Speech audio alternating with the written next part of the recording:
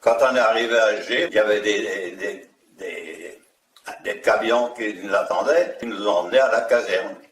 On nous a fait monter dans un train et il est venu un sous-officier de Gaulle, de la première division française libre, qui nous a dit attention, monsieur, on va vous envoyer dans l'armée actuelle qui vont empêcher les Américains de débarquer en Algérie. Les Américains débarquaient en Algérie. Les officiers qui étaient donc pour les Allemands nous ont rassemblés. Il fallait aller au-devant des Américains avec un drapeau blanc. Eh bien, il n'y a rien à faire, il y en a qui m'a tiré dessus. Quand on a vu ça, la plupart ont refusé. Et nous, avec mes copains, on a décidé de se débrouiller par nos propres moyens. Et on a continué notre périple. Nous sommes enfin arrivés en Tunisie, où se trouvaient les évadés de la première division française libre. Quand les Américains ont débarqué en Algérie, les Allemands et les Italiens, eux, ont débarqué de l'autre côté, en Tunisie. Mais les Américains, ils n'étaient pas chauds à aller se battre. Ils ont voulu voir ce que l'armée française était capable. La guerre, elle a tapé comme ça, s'est battue. Ça a duré 3 mois.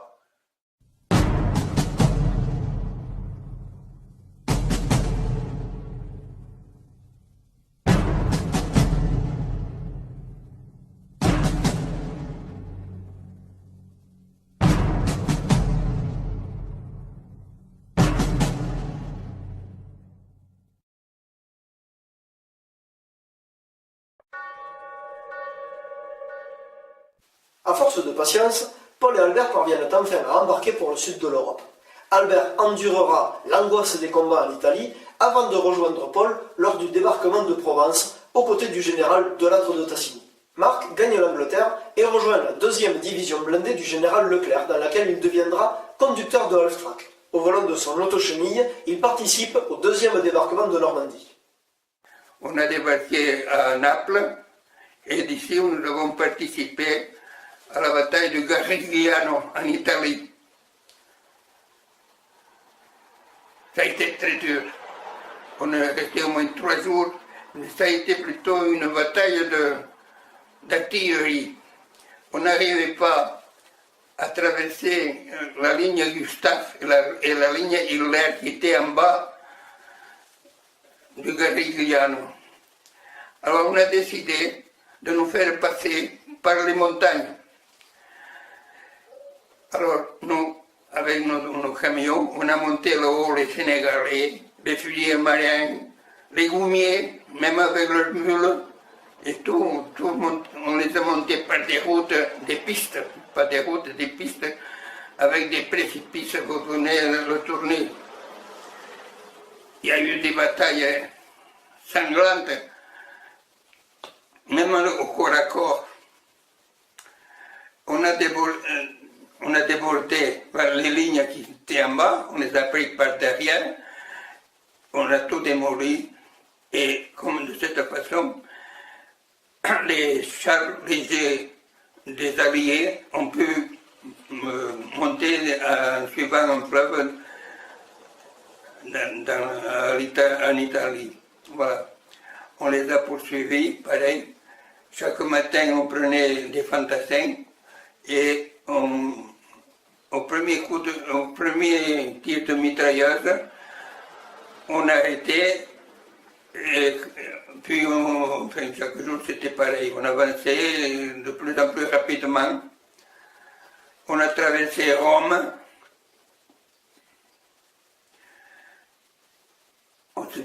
c'était les Canadiens qui ont occupé la ville, mais nous avons continué à foncer jusqu'à un endroit où on a libéré toute la Toscane. Toute l'Italie a été libérée par les Alliés et nous compris. Nous, quand je dis nous, c'est la première division française libre. Voilà. Naples, donc en Italie, nous avons débarqué en Italie le 4-5-44 jusqu'au 15-8-44. Les autres sont partis d'Oran avec un paquebot. Mais moi, je suis parti avec le matériel, avec les abstracts et les chars. Oui. Et en Angleterre, on a débarqué à Swansea. À Swansea, on est descendu sur Hull. Et là, à Hull, on a fait des manœuvres avec une division polonaise. Et après, on a embarqué à Plymouth. Et on a débarqué en Normandie. Et puis de là, bon, ça a été fini. La guerre aux sauterelles était finie. Alors, on est rentré à la compagnie, que tu veux faire. On a rejoint notre cantonnement à Alger. Et puis là, bon, bah, 15 jours, 3 semaines après, on a donc embarqué, on a été à Mersa-Kébir, on a embarqué et on a longé toute la côte. Alors, c'est d'Oran, tous les ports, Alger, tout ça, Tunis, on a monté sur la Corse. Et partout, on prenait des soldats. On est arrivé qu'à la fin, le convoi, 2000 bateaux pour le débarquement de Provence. Il y avait 2000 bateaux quand même. Eux, avec les blindés, ils ont dû attendre que les ponts soient faits et ils ont débarqué avec le matériel. La division blindée devait attendre Le que ce soit 1er tout août. prêt quoi, pour pouvoir débarquer comme il Le faut. 1er août, Ouais, à Utavitch. ouais. Et là, on est allé arrêter les Allemands, nous, la deuxième LB, qui allaient à Granville. Ils voulaient couper la tête de pont. Et c'est nous qu'on les a empêchés, on les a aux pauvres Allemands, ils ont fait de tout. Sur des chars-là, ils avaient fait des ponts, et des tout. Bon, une division blindée, c'est des chars de 30 tonnes, hein. Et des aftaks de 15 tonnes, il fallait qu'ils passent. Des conducteurs de l'Aftrac. La guerre a été finie pour nous, pour l'Italie, et on s'est mis à se concentrer du côté de l'Adriatique, à Brindisi. Là, une fois regroupés, on a préparé le débarquement pour la France. Le commandant nous avait dit, il fait bon, pour débarquer, on va vous donner la façon qu'on fera pour le débarquement. D'abord, nous serons en bras de chemise. Vous emporterez que les armes, des munitions et une ration au cas où. Et tout ce qui vous reste, des costumes et des bricoles, vous ferez des montagnes et vous y mettrez le feu. Il ne faut laisser aux Italiens rien du tout. Ils se sont battus contre nous, en Tunisie déjà, donc on ne leur laissera absolument rien. Au jour, quand tout a été préparé, nous sommes débarqués en France à Cavalère. On a eu pour mission de battre Toulon, qui était bien fortifié et gardé par les Allemands. Il nous a fallu au moins 3 jours pour gagner un fort après l'autre. Toute notre division est passée à tour de rôle, toutes les compagnies se battaient. Finalement, on a pris tous les forts, sauf un qui s'est rendu sans battre. En France, à Cavalère, le 28-44, à Toulon. On est arrivé à Paris, il y a Drone qui est parti, le général Leclerc a dit à Drone d'aller prendre la préfecture, avec 2 ou 3 chars et des abstracts. Ils sont allés prendre la préfecture, quoi. Et après, ça a été fini, quoi. La préfecture est finie. Drone, c'est le chef de la Nueve. Oui. Je ne sais pas si La Nueve est espagnole. il y a la Nueve qui a libéré Paris. Ils sont rentrés des courriers dans Paris. C'est eux qui ont libéré Paris, hein. Oui. C'est les Espagnols. Beaucoup de gens ne le savent pas. Et si tu vas à non,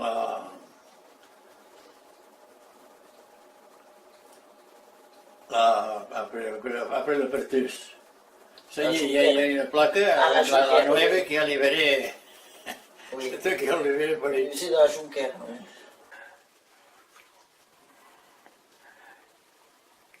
Ouais, il s'est passé des choses que c'est difficile à expliquer. On sentait déjà la tramontane qu'on était à Lyon. Le copain, c'était un peu surtout François Maillol.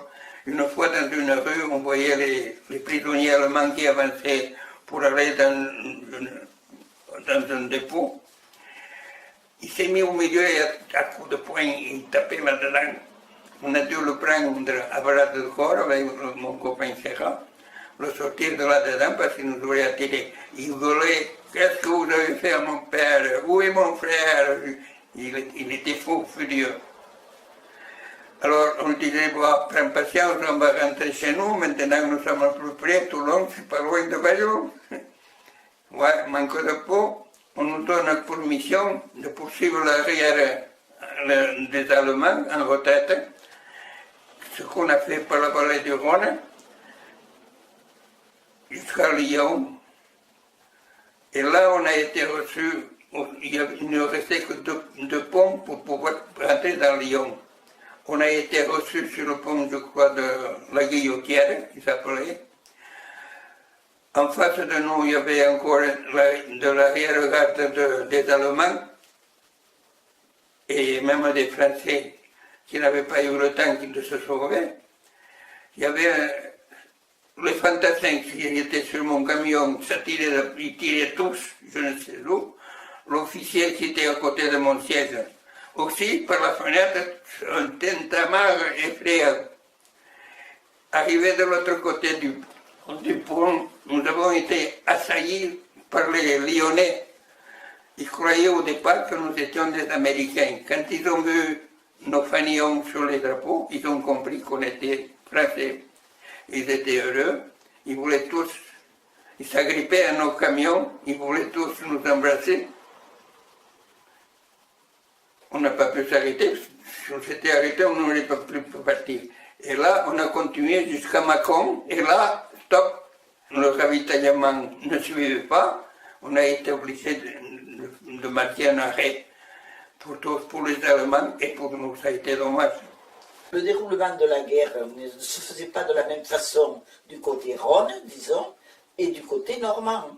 C'était pas la même chose parce que les Allemands étaient beaucoup en Normandie puisqu'ils craignaient le débarquement. Tandis que dans le Rhône, bon, il y avait l'allemand aussi, ça ils ont trouvé des choses, des moments terribles, mais c'est pas le même déroulement.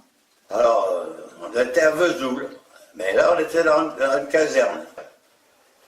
Il y a Moi, à ce moment-là, il y avait un gars qui était chef cuistot, qui faisait la cuisine, qui faisait la popote, mais ce gars-là, il était parti faire son service militaire régulièrement en Algérie. Malheureusement, il n'a pas pu revenir parce que les Allemands avaient occupé la France, il n'a pas pu revenir. Alors ce gars-là, il avait déjà 8 ans de service. 8 années qui s'étaient trouvés bloqués. Ils l'ont démobilisé. Alors, moi j'ai donc pris sa place. J'étais à la cuisine. Alors, il y avait, comme c'était une caserne, il y avait donc un poste de sentinelle. Alors, il y a un coup de téléphone à la cuisine. Le chef Potelet, on vous demande au poste. Ah, bon, je vais voir. Tout d'un coup, sur le pilier de la porte, je vois des têtes qui se passent.